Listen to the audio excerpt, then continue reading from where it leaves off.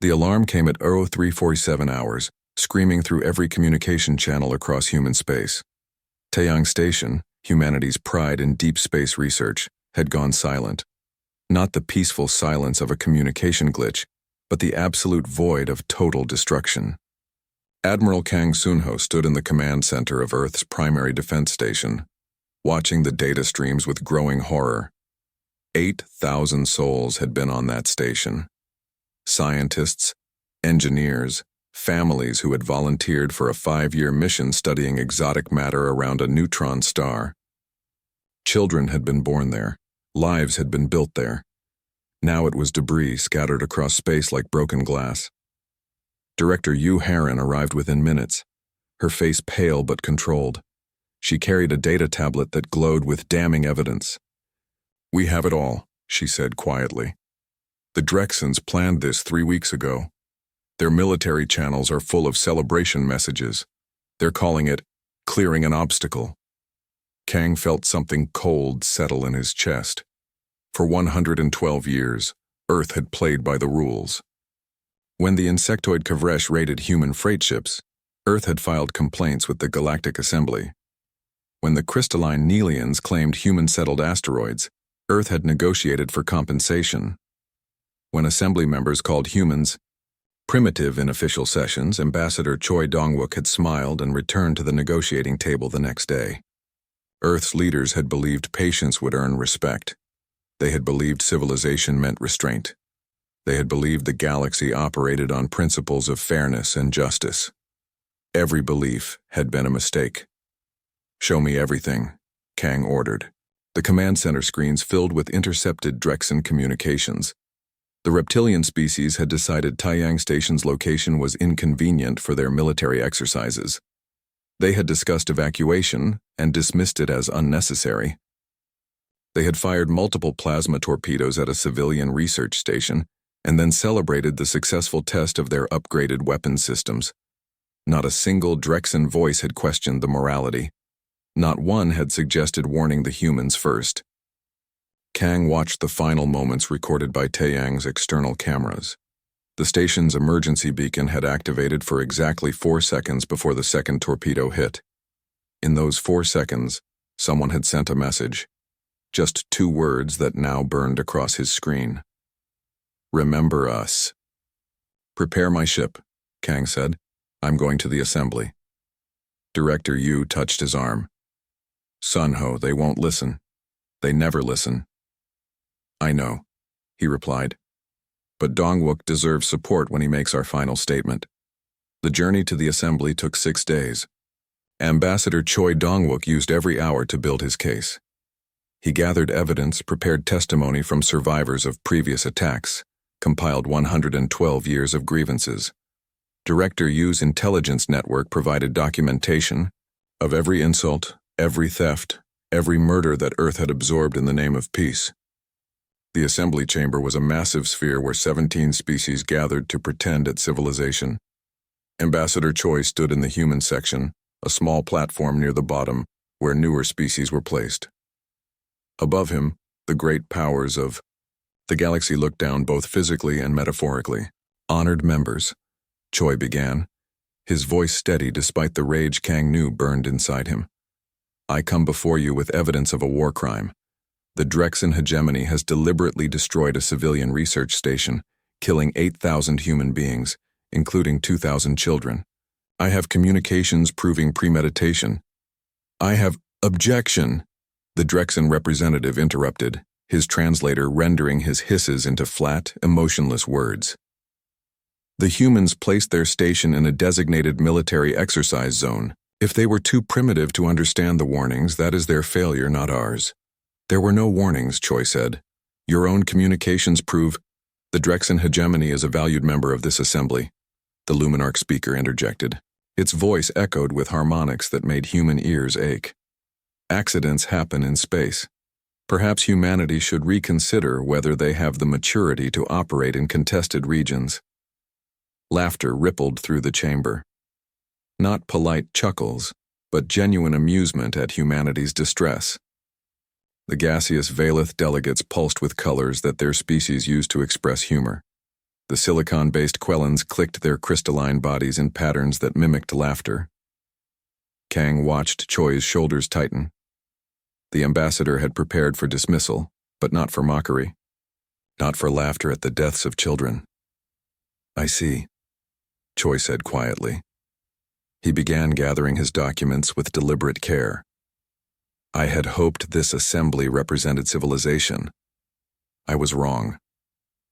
"Ambassador Choi," the Luminarch speaker said with what might have been condescension, "perhaps you should consider—" "This assembly is hereby informed," Choi interrupted, his voice carrying clearly across the vast chamber, "that Earth withdraws from all treaties, agreements, and protocols, effective immediately. We have spent over a century trying to earn your respect through patience and cooperation. You have taught us a valuable lesson today." The laughter stopped. Several delegates leaned forward, suddenly attentive. "What lesson would that be?"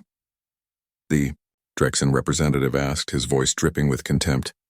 Choi looked up at the assembled powers of the galaxy. "That you mistake patience for weakness. You mistake restraint for inability. You mistake politeness for fear." He closed his document case with a sharp click. "Those mistakes are yours to live with, or die with. Earth is done being polite." The ambassador walked out of the chamber. The delegation from Earth followed him. The doors sealed behind them with a sound like a coffin closing. Kang met Choi outside the chamber. The ambassador looked 10 years older than he had an hour ago. "It's done," Choi said simply. "They've made their choice." "So have we," Kang replied. He activated his encrypted communicator. "Director Yu, transmit authorization code Nightfall. All units are weapons-free." Across human space, military installations that officially didn't exist came to life. Shipyards hidden in asteroid fields activated construction lines. Weapon platforms disguised as mining stations armed themselves. Stealth ships that had been cataloging enemy defenses for decades prepared to transmit their intelligence. Captain Song Jiwan sat in the command chair of the frigate Silent Echo, currently positioned in an orbit that the Drexen homeworld sensors couldn't detect. She had been mapping their military infrastructure for 3 weeks, invisible and patient. Her communications officer looked at her with wide eyes as the Nightfall authorization came through. "Captain?" the young officer asked. "Are we really doing this?" Song thought about the children on Taeyang Station. She thought about 112 years of insults and attacks. She thought about how the galaxy had laughed at humanity's pain just hours ago. "Yes," she said calmly.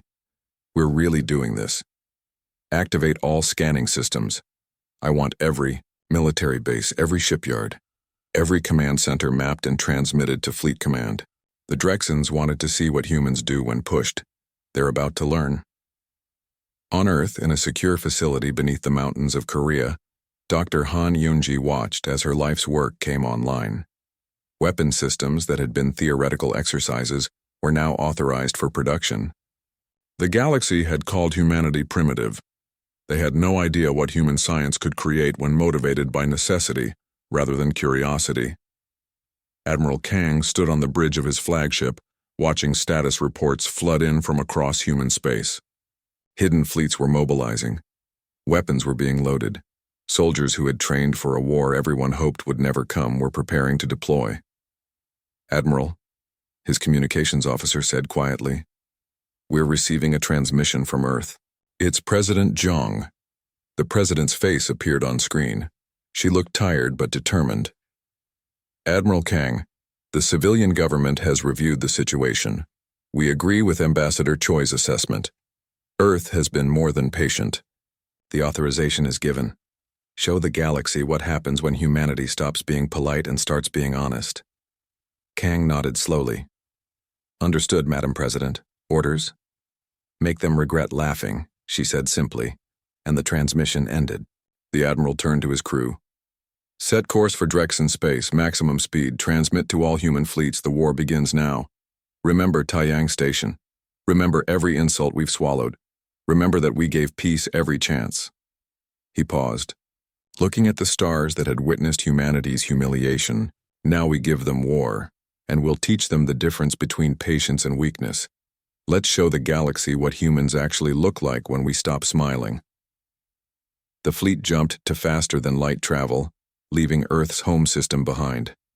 The war that would reshape the galaxy had begun, and it had started not because humanity wanted it, but because the galaxy had finally pushed too far. The Drexen war fleet gathered at the edge of their territory with the confidence of a species that had conquered 12 civilizations over 3,000 years. Supreme Commander Vexith stood on his flagship's bridge, his scales gleaming under the harsh lights, watching tactical displays show the approaching human vessels. 150 ships, his tactical officer reported. Small craft, primitive designs based on our intelligence reports. Vexith's mouth opened in what his species considered a smile. The Drexens had assembled 1,400 warships for this encounter. They had faced the insectoid Cavrish swarms, the crystalline armies of the Quellans, and the energy beings of the Luminarch Collective. Humans were barely a century into space travel. This would be a brief and educational massacre. Open a channel, Vexith ordered. Let me address these primitives before we destroy them. The communication link activated, and Vexith saw a human face on his screen. The human wore a simple uniform and looked remarkably calm for someone about to die. This is Supreme Commander Vexith of the Drexen Hegemony. You have entered our territory with military vessels. Surrender immediately, and we may show mercy to... The transmission died. Every screen on the flagship went dark. Then red emergency lights flooded the bridge. What happened? Vexith roared. Sir, our communications network just went completely offline. All of it. Fleet-wide. We can't even talk to the ship next to us. Aboard the Silent Echo, still invisible to Drexen sensors, Captain Song Jiwan allowed herself a small smile. Lieutenant Bay, excellent work. Their entire network is down? Lieutenant Bay Mireille looked up from her console, her fingers still dancing across holographic keyboards. Every communication satellite, every relay station, every backup system. They're deaf and blind, Captain. They can see us visually, but they can't coordinate, can't share tactical data, can't even talk to each other. Perfect, Song said. Transmit the network map to Admiral Kang. Let's introduce them to actual warfare. Admiral Kang Sunho received the intelligence data and immediately distributed it across his fleet. Every human ship now knew exactly where every Drexen vessel was, their weapons capabilities, their shield frequencies, their command structure. The Drexens, meanwhile, knew nothing except that something had gone terribly wrong. All ships, Kang transmitted. Execute Assault Pattern Delta. Remember, we're not here to commit genocide. Disable their ships, capture their command staff alive. Show them mercy even when they showed us none. Maybe they'll learn something. The human fleet moved forward, and the Drexens finally saw what a technologically advanced species looked like when it stopped pretending to be primitive. Human ships accelerated with impossible speed, their crews enduring gravitational forces that would have killed most other species. Humanity had evolved on a high-gravity world, and their bodies could withstand pressures that turned other beings into pulp. What looked like suicidal maneuvers were just standard tactics for human pilots. The weapons fire began, and the Drexen fleet learned another lesson. Human railguns fired projectiles at significant fractions of light speed. There was no dodging something that crossed the distance between ships faster than targeting systems could track. Drexen shields, designed to stop energy weapons, did nothing against solid matter moving at relativistic speeds. Commander Park Seungmin stood on the bridge of the dreadnought Retribution, orchestrating the assault with the precision of a surgeon. Target their engine sections, weapons banks, and communication towers. Leave life support intact. I want survivors who can tell others what happened here today. The Drexen formation, designed for coordinated fleet actions, fell apart without communication. Individual captains made their own decisions, resulting in chaos rather than strategy. Ships collided with each other trying to evade human fire. Others fled in random directions, only to find human vessels already waiting at their escape vectors. Supreme Commander Vexith watched his fleet disintegrate around him. In 30 years of military service, he had never seen anything like this. The humans moved like they could read his thoughts, anticipating every tactic, countering every maneuver. His flagship shuddered as something impacted the hull, and red lights indicated the engine section was offline. How? He whispered. How are they doing this? The answer came in the form of Colonel An Ji-young and her Special Forces team, who materialized on his bridge through a boarding tube he hadn't even known had attached to his ship. The humans wore powered armor that made them look larger than they were, and they moved with frightening efficiency. Vexith reached for his sidearm, but one of the humans was faster. A stun weapon hit him and he collapsed, conscious but unable to move. Through paralyzed eyes, he watched the humans secure his bridge in less than 60 seconds. Not a single shot fired, not a single casualty on either side. Just perfect, overwhelming competence. Colonel An approached him, her helmet retracting to reveal a human face. She looked young, but her eyes were ancient with controlled fury. "Supreme Commander Vexith, you are under arrest for war crimes against humanity. You ordered the destruction of Taeyang Station. 8,000 civilians died. Do you have anything to say?" Vexith managed to move his jaw enough to speak. You were supposed to be primitive. The intelligence reports, you believed what you wanted to believe, An replied. We've been in space for over a century. Did you really think we spent that time just watching? We studied every species in the assembly. We learned from every war you've ever fought. We prepared for the day you pushed us too far. She gestured to her team. Get him to the holding cells. Make sure he's comfortable. We're not like him. 4 hours after the first shot, the battle ended. 1,400 Drexen warships drifted dead in space. Their crews alive, but their vessels completely disabled. Not a single human ship had been destroyed. 6 had minor damage. 0 casualties. Admiral Kang opened a communication channel, and this time every species in the galaxy would see it. The transmission showed Supreme Commander Vexith in a detention cell, very much alive but very much defeated. Then Kang's face appeared. I am Admiral Kang Sunho of the Earth Defense Fleet. The Drexen hegemony attacked a civilian research station and murdered 8,000 humans, including 2,000 children. Today we responded. As you can see, we had the capability to destroy their entire fleet. We chose not to. This is what mercy looks like, he paused, letting that sink in across countless worlds. The Drexen hegemony has 48 hours to surrender unconditionally. If they do, their leadership will face trial, but their people will be spared. If they refuse, we will demonstrate what we look like when mercy ends. Choose wisely. The transmission ended. In assembly chambers across the galaxy, delegates who had laughed at humanity's pain just days ago sat in stunned silence. On the Luminarch homeworld, the speaker convened an emergency session. Reanalyze all intelligence on human military capabilities. Immediately. In the crystalline towers of the Quellan aggregation, military advisors reviewed battle footage frame by frame, trying to understand how they had misjudged humanity so completely. On the Drexen homeworld, the ruling council gathered in a panic. He's bluffing, one insisted. They can't possibly have more weapons than what we just saw. They disabled 1,400 of our best ships in 4 hours, another replied. Without losses. What part of that suggests bluffing? The debate raged for 36 hours. Then a new transmission arrived from Earth. It showed Dr. Han Unji standing in a laboratory gesturing to a device behind her. This is the Genesis Array, she said calmly. It can reshape planetary atmospheres, terraform dead worlds, and make them suitable for life. It represents humanity's ability to create. I show it to you now so you understand what it means when we choose to destroy instead. The technology that builds can also tear down. You have 12 hours. The Drexen ruling council surrendered in 8. Across human space, in command centers and military installations, personnel who had spent their entire careers preparing for a war everyone hoped would never come, allowed themselves to feel something like satisfaction. They had proven that humanity's patience was a choice, not a weakness. They had shown that politeness was a courtesy extended to the civilized, not a sign of fear. Admiral Kang stood on his bridge, reading the surrender terms. They were harsh but not cruel. The Drexens would be demilitarized, pay reparations to the families of Taeyang Station's victims, and their leaders would face trial. But their species would survive. Their worlds would remain their own. Humanity had proven its point without genocide. Admiral, his communications officer said quietly, we're receiving a message from the Galactic Assembly. They want to negotiate.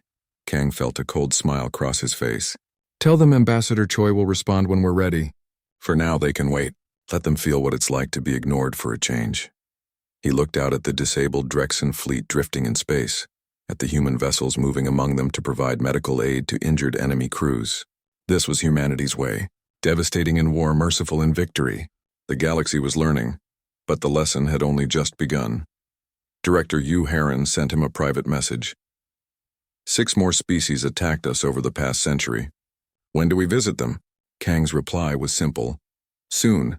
Let the Drexen surrender echo across the galaxy first. Let them all wonder if they're next. Fear is a teacher too, and the galaxy needs to learn respect. The silent echo, its mission complete, slipped away into the darkness of space, already heading toward its next assignment. Captain Song had a list of targets, and humanity had a long memory. The war had only just begun, but already the balance of power in the galaxy was shifting. Earth was no longer the victim. Earth was no longer the joke. Earth was the storm, and it had just started to rain. 2 months after the Drexen surrender, Earth's military machine moved with calculated precision across the galaxy. Admiral Kang had divided the fleet into specialized task forces, each targeting a species that had wronged humanity over the past century. The galaxy was learning a hard truth. Humanity kept detailed records and very long grudges. Fleet Admiral Shin Borum commanded the Second Armada, approaching the territory of the Valeth Confederacy. The Valeth were gaseous beings who existed in massive organic ships, their bodies flowing through corridors like colored smoke. 15 years ago, they had destroyed the human generation ship Horizon's Dream, killing 50,000 colonists who had been in cryosleep, traveling to a new world. The Valeth's official statement had been dismissive. The human ship was too slow and obstructed their migration routes. Shin stood on her flagship's bridge, reviewing intelligence reports compiled by Captain Lee Junho. Lee had spent years infiltrating Valeth communication networks, learning their languages, understanding their culture. What he had discovered was chilling. The Valeth hadn't seen the destruction of Horizon's Dream as a tragedy. They had seen it as pest control.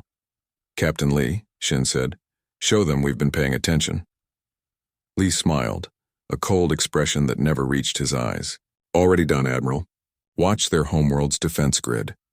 On the tactical display, the Valeth Confederacy's elaborate defense network began shutting down. Station by station, platform by platform, their weapons went offline. The Valeth Military Command frantically tried to regain control, but every access code had been changed. Every system locked out. How? Shin's tactical officer whispered. We've been in their systems for 12 years, Lee explained. Every software update they installed, every security patch, every diagnostic program, we wrote the backdoors into all of it. They invited us in without ever knowing we were there. The Valeth Confederacy's leadership received a simple message from Admiral Shin. Your defenses are offline. Your military is helpless. We could destroy everything you have.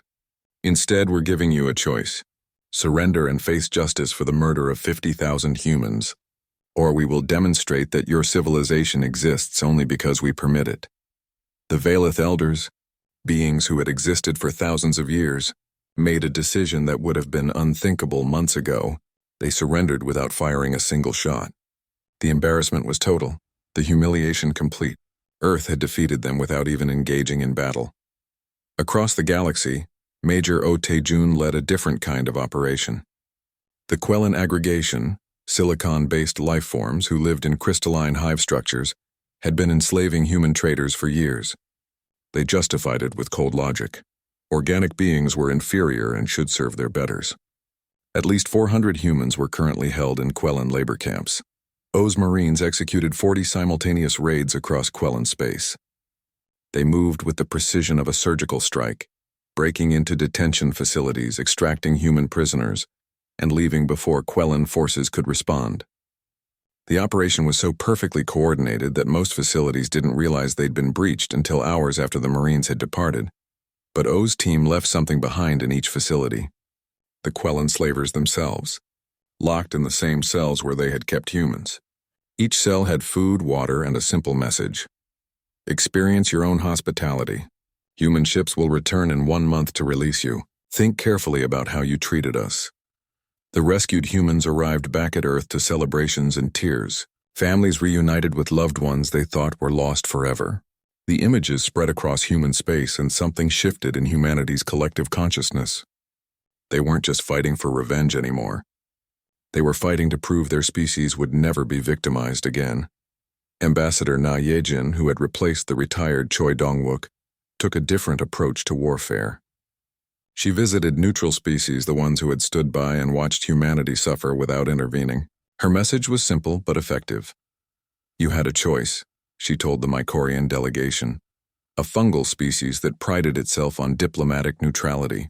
When the Drexens murdered our children, you could have spoken up. You could have demanded justice. You chose silence. That was a choice, and choices have consequences.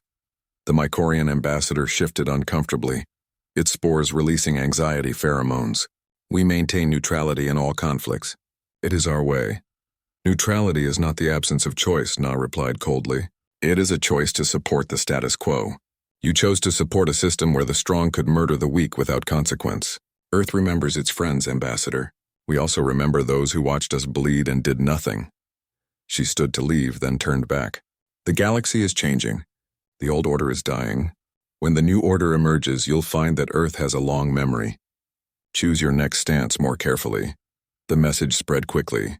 Neutral species began quietly reaching out to Earth, offering support, proposing trade agreements, suddenly discovering they had always valued human rights. Na accepted some offers and rejected others, making it clear that Earth's forgiveness had to be earned, not assumed. The real test came at the Kronos Expanse, where the Galactic Assembly finally attempted a military response.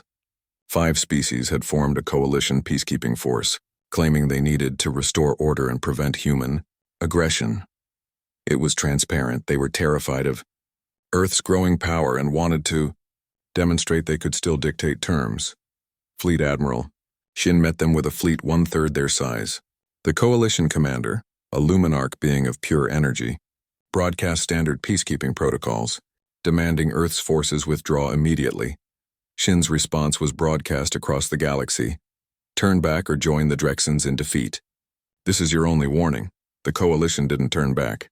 They were 5 species who had ruled the galaxy for millennia. They had superior numbers. They had ancient weapons. They had pride. The battle lasted 19 minutes. Human ships moved through the coalition formation like predators through a herd. Railguns fired with impossible accuracy. Drone swarms overwhelmed enemy point defense systems. Electronic warfare turned coalition ships against each other, their IFF systems compromised by Captain Lee's cyber warfare units. But what shocked the galaxy most was humanity's restraint. Human weapons targeted engines, weapon systems, life support controls, everything except crew compartments. Ships were disabled, not destroyed. Crews were captured, not killed. When the 19 minutes ended, 60% of the coalition fleet drifted helpless in space. The remaining 40% fled, their morale shattered. Not a single human vessel was destroyed. Total human casualties, 12 injured, 0 dead. Admiral Shin broadcast a message to the retreating ships. We let you live. We could have killed you all. Learn from that. Earth doesn't want to rule the galaxy. We want to be left alone in peace. But if you force us to fight, we will win. Every time. In the aftermath, Assembly Intelligence Services finally began to understand the full scope of their mistake. Analysts reviewed human expansion over the past century and made a disturbing discovery. Humanity had been building hidden military bases in 17 star systems that were officially uninhabited. For decades, while the Assembly dismissed Earth as primitive, humans had been establishing a network of fortified positions across the galaxy. Dr. Han Yunji's research facilities, previously thought to be isolated laboratories, turned out to be production centers for advanced weapons. The Genesis array wasn't a single device. It was a technology that had been replicated dozens of times. Earth had the capability to terraform planets or destroy them, and they had been building that capability for generations.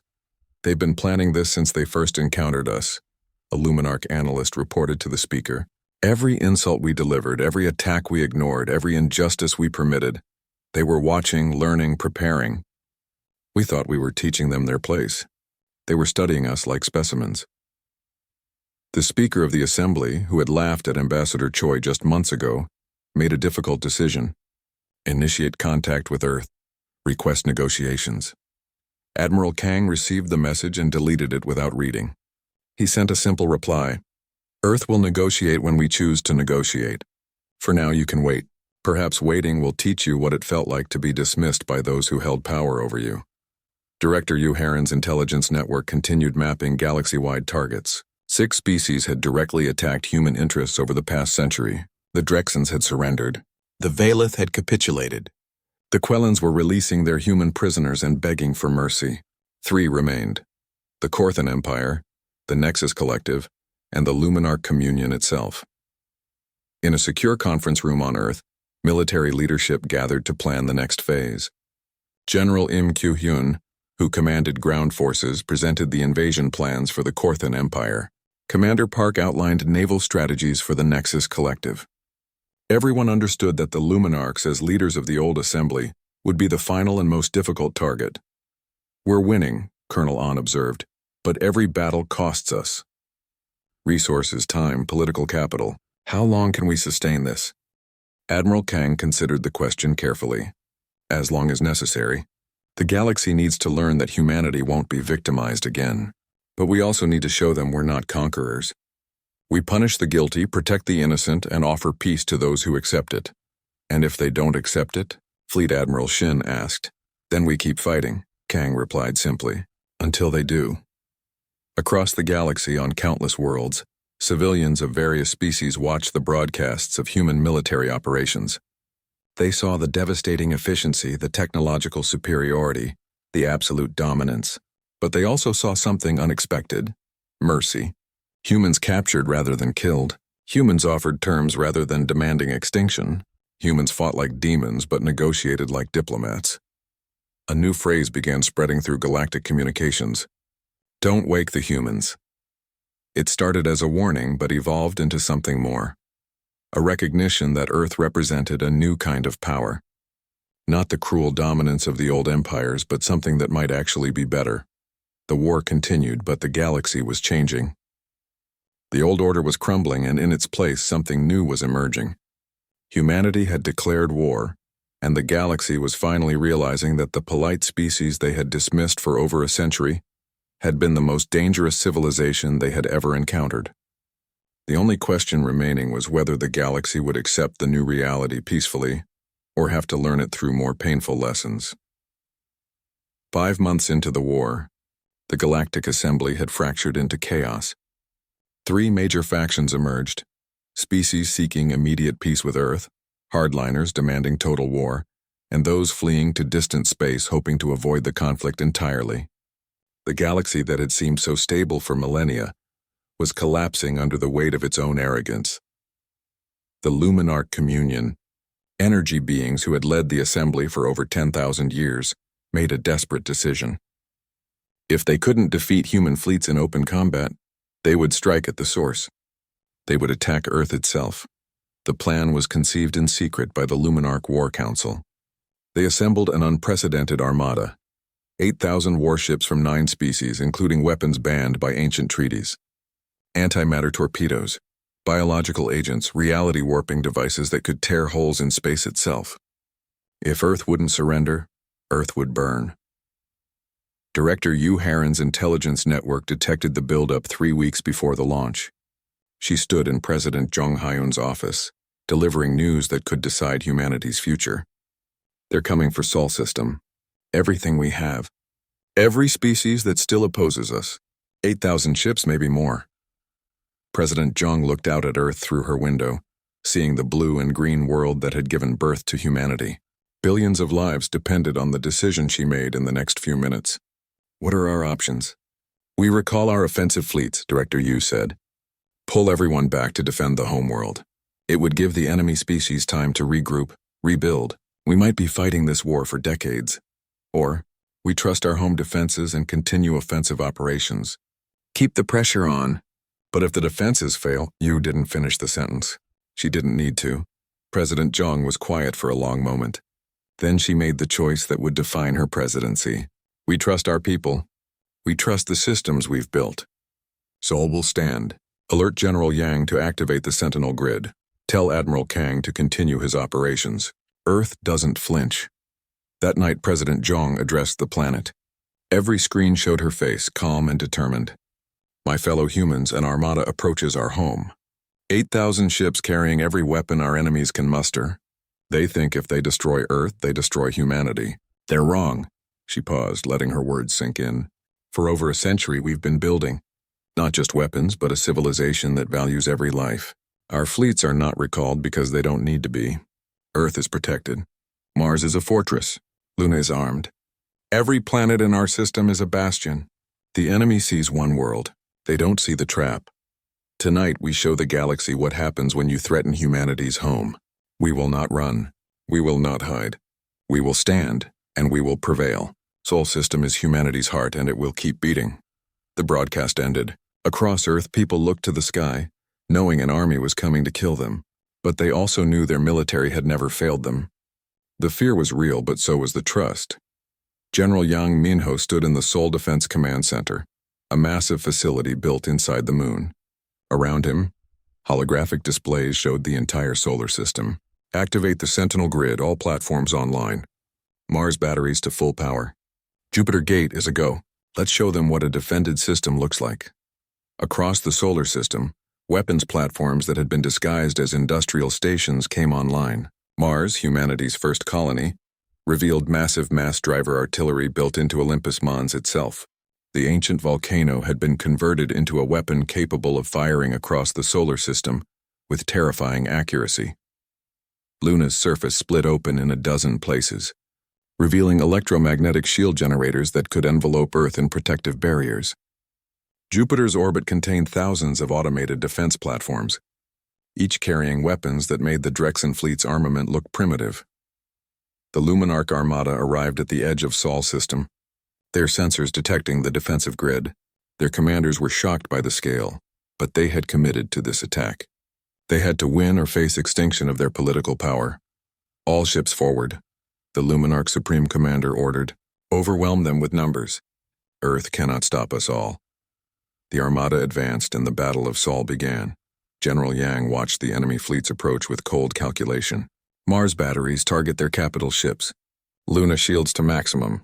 Jupiter platforms release drone swarms. Let's thin them out before they get close. Mars artillery fired first. Projectiles accelerated through magnetic fields to incredible speeds, crossed millions of kilometers in minutes. Each shot was guided by AI that calculated trajectories with impossible precision. Capital ships that had survived thousands of battles evaporated as kinetic energy converted to heat and light. The drone swarms launched from Jupiter were unlike anything the galaxy had seen. Thousands of small craft, each with limited intelligence but connected in a hive mind that made them devastatingly effective. They swarmed enemy ships like insects, overwhelming point defenses, targeting weak spots, coordinating attacks with inhuman precision. But the enemy had numbers. For every ship destroyed, 2 more took its place. The Armada pushed forward, accepting casualties, determined to reach Earth. Commander Quan Sora piloted the experimental dreadnought Prometheus, humanity's newest and most powerful warship. The ship used singularity-based weapons, controlled micro-black holes that didn't destroy enemy vessels but pulled them out of formation, creating chaos in their carefully planned assault waves. Target the center of their formation, Quan ordered. Let's break their spine. The Prometheus fired and space itself seemed to bend. Enemy ships near the singularity point found their navigation systems going haywire. Their course plots meaningless as local gravity became unpredictable. The tight formation the enemy needed for their assault dissolved into chaos. Still, they came. The Luminarchs led from the front, their energy-based ships phasing through some defenses, their weapons tearing through shields. They reached Earth's orbital space and the fighting became desperate. General Yang authorized the final defense. Activate Earth's atmospheric shield. Full power. Around the planet, a shimmering barrier formed, a combination of electromagnetic fields and charged particles that could vaporize incoming projectiles. It was Earth's last line of defense, and it had never been tested at full combat intensity. The battle raged for hours. Human defenders fought with the fury of people protecting their families. Every station that fell took dozens of enemy ships with it. Every sacrifice bought time for others to regroup. The enemy had numbers, but humanity had purpose. Meanwhile, on the other side of the galaxy, Admiral Kang executed Operation Endgame. While the enemy's entire military strength focused on Seoul, human fleets struck the Luminarch homeworlds. Not with destruction, but with precision. Special forces led by Colonel An captured the species' leadership, their sacred sites, their cultural centers. Admiral Kang broadcast across all frequencies. Luminarch War Council. This is Admiral Kang Sunho. We hold your high council, your elder temples, your birthing chambers. Every leader who ordered this attack is in our custody. You have 10 minutes to order a full retreat from Sol system, or we activate the Genesis array on your primary worlds. The Luminarch Supreme Commander received the message and felt something his species rarely experienced: absolute terror. What are your terms? Unconditional surrender, Kang replied. Immediate withdrawal. War crimes tribunals for everyone involved in planning the attack on Earth. Complete demilitarization. 10 minutes, decide. The Supreme Commander looked at his tactical displays. Sol system was heavily defended, but they were making progress. They might actually break through. But if they won, their civilization would be destroyed. If they retreated, they would survive. All ships, he transmitted, his voice heavy with defeat. Full retreat. Cease all hostilities. The war is over. In Sol system, General Yang watched the enemy armada suddenly break off and flee. His staff erupted in cheers, but Yang felt only exhaustion. The defensive grid had held, but barely. Hundreds of platforms destroyed, thousands of casualties. Mars batteries offline, Luna shields at 15%. But Earth stood. The blue planet continued spinning, unharmed beneath its protective shield. President Zhong broadcast again, this time to the entire galaxy. This is President Zhong Haiyun of Earth. Today you attacked our home with everything you had. You failed. Sol system stands. Humanity survives. And now you will face the consequences. She paused, her expression hard. But we are not like you. We could destroy the Luminarch homeworlds. We could commit genocide. We choose not to. Your leaders will face justice. Your species will be demilitarized. But your people will live. This is the difference between humanity and those who attacked us. We remember mercy even in victory. Across the galaxy, billions of beings watched the broadcast. They saw Earth, battered but unbroken.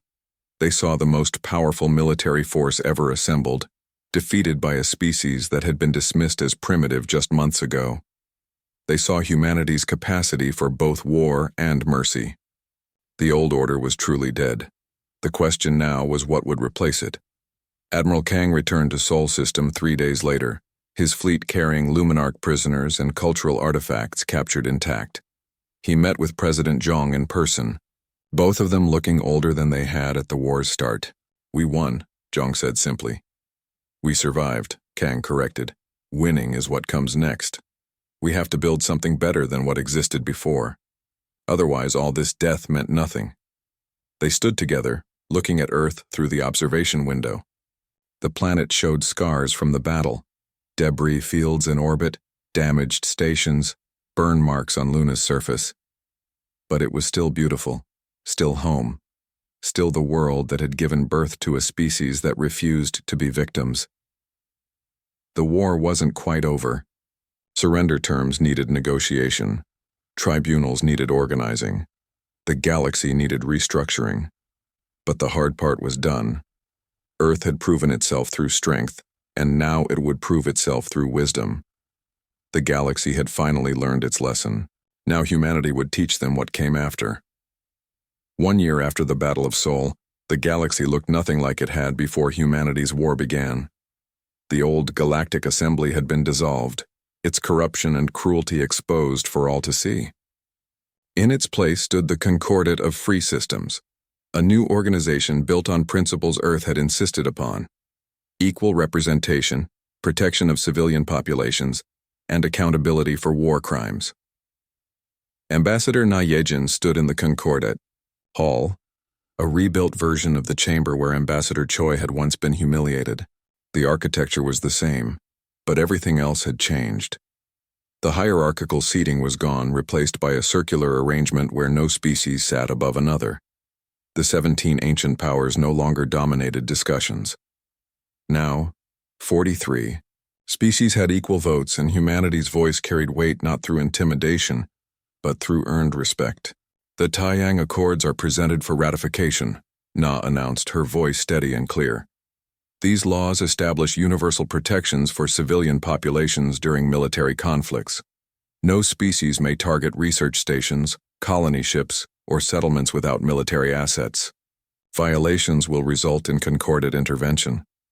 She paused, looking at the delegates who had once laughed at human suffering. These accords are named for the 8,000 humans who died because no such laws existed. Their deaths will mean something. Every child in this galaxy, regardless of species, deserves protection. This is not negotiable. The vote was unanimous. Even the Drexen delegation, now led by younger members who had not participated in the old regime's crimes, voted in favor. The galaxy had learned that humanity would enforce such laws with or without consent, so consent was easier. President Jong Hyun watched the vote from Earth, feeling a weight lift from her shoulders. The war had cost so much, billions in resources, thousands of lives, years of development delayed, but it had bought something invaluable: safety. Human colonies no longer feared random attacks. Human traders no longer disappeared into slavery. Human diplomats no longer endured mockery. Admiral Kang Sunho had retired from active military command, though his title remained. Now he traveled the galaxy on a different mission: reconciliation. His current assignment took him to the Drexen homeworld, a place he had attacked with devastating effect just a year ago. The Drexen Planetary Council met him with nervous respect. "Admiral Kang, we did not expect you to come personally." Kang looked at the reptilian beings who had once celebrated the murder of human children. "Your hardliners are attempting to restart hostilities. They've been smuggling weapons, recruiting militant cells. This stops now." "We don't have the forces to stop them," the council leader admitted. "Our military was dismantled as part of the surrender terms." "I know," Kang said. "That's why I'm here to help."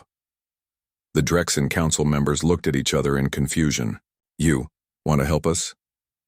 "I want to help the Drexen people who oppose the hardliners," Kang clarified.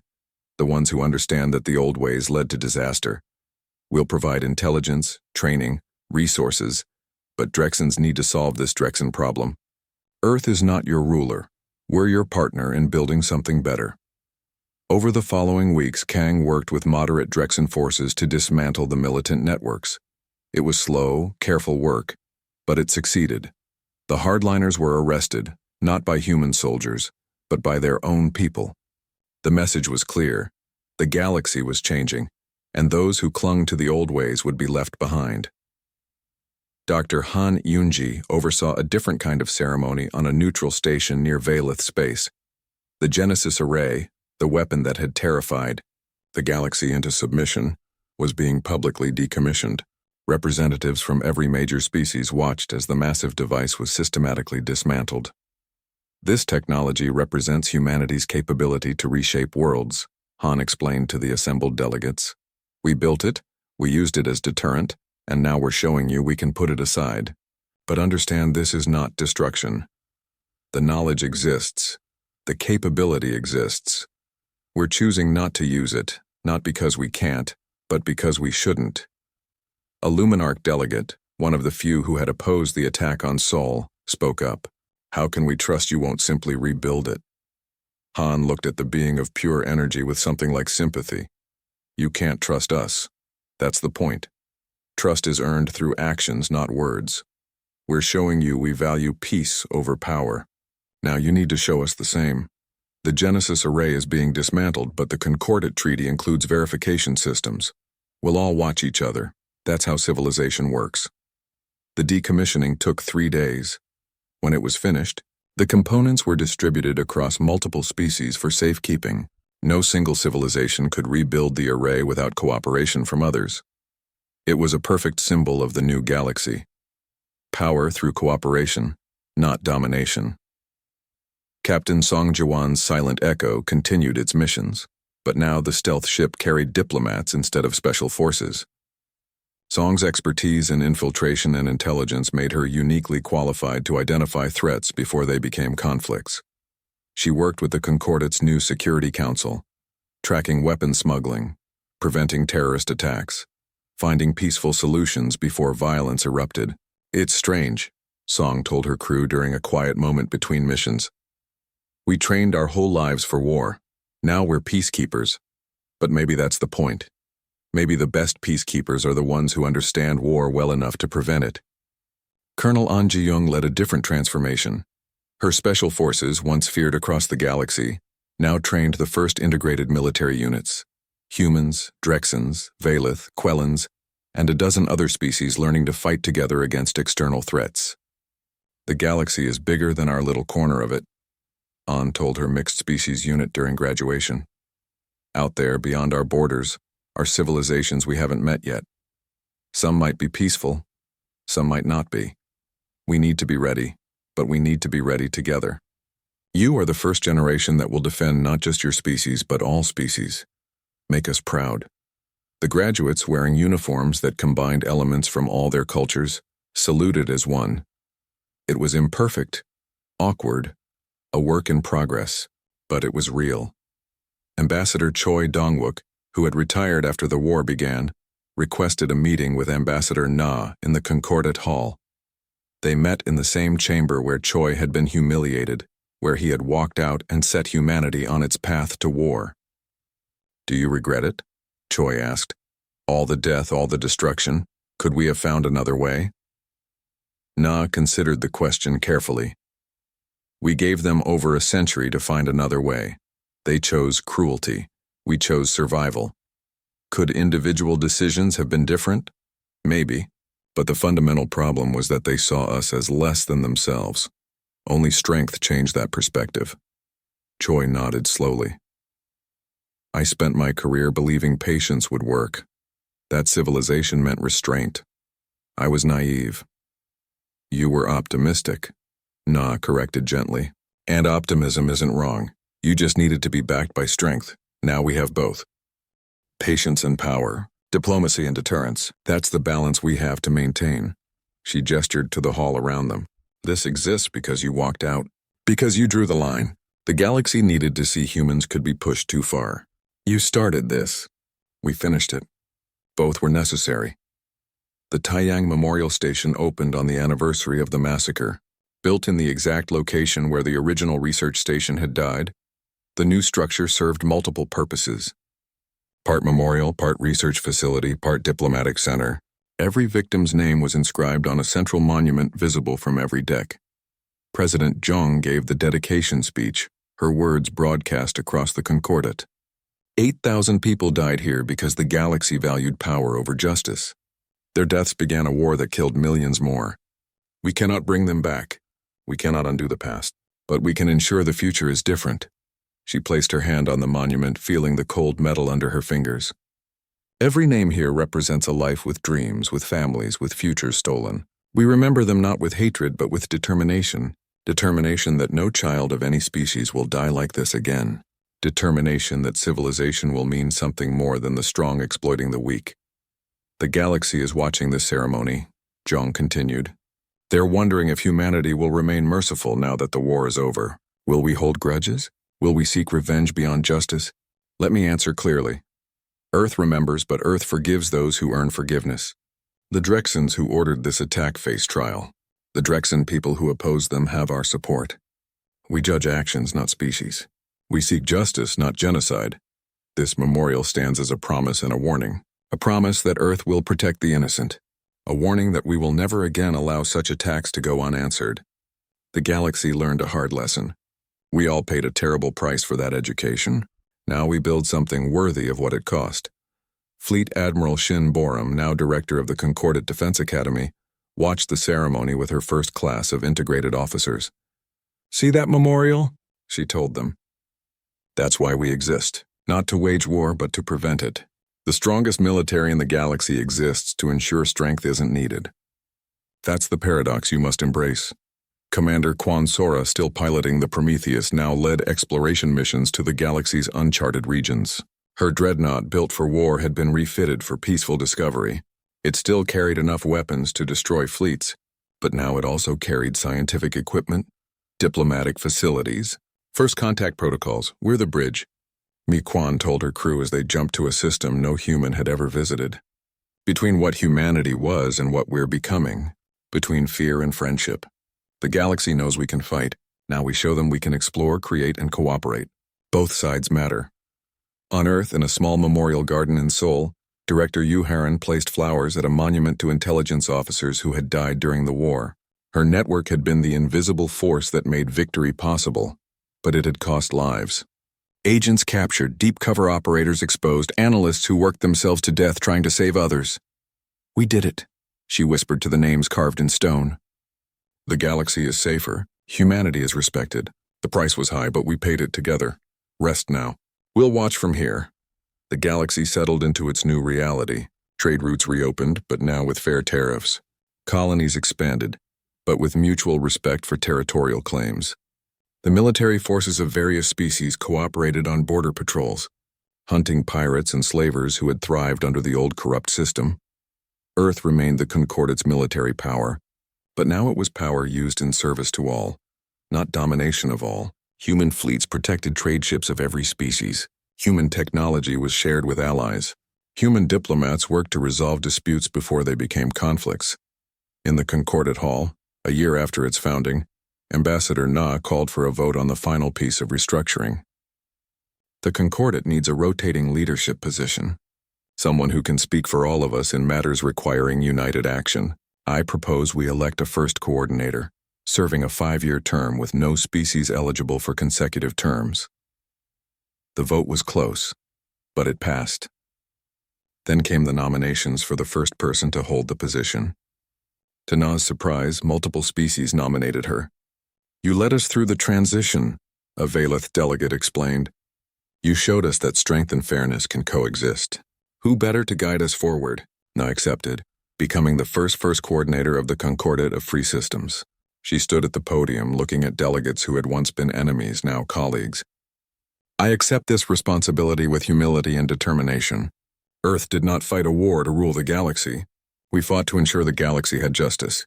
That remains our mission. The old assembly believed in hierarchy, in ancient species ruling younger ones. The Concordate believes in merit and contribution, in the simple idea that every civilization deserves respect. We are not perfect. We will make mistakes, but we'll make them together as equals and we'll fix them the same way. Humanity's politeness is not gone," Na concluded. "It's simply redefined. We'll be polite to those who treat others with respect. We'll be firm with those who don't. We'll be merciful to those who change, and we'll be implacable toward those who repeat the old crimes. This is the new order, not built on fear but on earned respect, not maintained by force but by justice. Welcome to the future. Let's build it together." The delegates stood, and for the first time in galactic history, a human received standing applause in that chamber, not because they feared her but because they respected her. The transformation was complete. On Earth, President Zhang prepared to address her planet one final time before her term ended. She looked at the prepared speech, then set it aside and spoke from her heart. "We won a war we never wanted. We built a peace we can be proud of. Our children will grow up in a galaxy that respects human life, not because we demanded it, but because we proved we would accept nothing less." The cost was terrible. We lost friends, family, innocence, but we gained security, dignity, and purpose. The galaxy is better for what we did, even though how we did it was brutal. Sometimes peace can only be built after war teaches the cost of injustice. Earth's politeness is not gone. It never was. Politeness is a gift we extend to the civilized. When civilization failed, we became warriors. Now that civilization has been restored, we can be neighbors, partners, and friends again. But we will never forget the lesson. Respect must be earned, boundaries must be enforced, and justice must sometimes be bought with strength. To the 8,000 who died at Taiyang, to the millions who died in the war that followed, to every human who suffered under the old order, we remember you. You are why we fought. You are why we won. You are why we built something better. Rest in the peace you made possible." The speech ended. Earth's cities glowed in the twilight, safe and prosperous. Human ships patrolled trade routes across the galaxy, guardians rather than conquerors. The species that had been dismissed as primitive for over a century now led the Concordate. Not through domination, but through the simple demonstration that power and justice could coexist. The galaxy had learned its lesson. Humanity had taught it well. And in the process, humanity had learned something too. that being strong and being good were not opposites, that mercy was not weakness, that the politest civilization could also be the most dangerous when pushed too far. The war was over. The peace had been earned. And the future, for the first time in human history, looked bright with genuine hope. Earth's politeness had returned, but now it came with an unspoken promise that every species understood. Treat us with respect, and we'll do the same. But never mistake our courtesy for weakness again. That lesson cost too much to teach, and humanity would never need to teach it twice.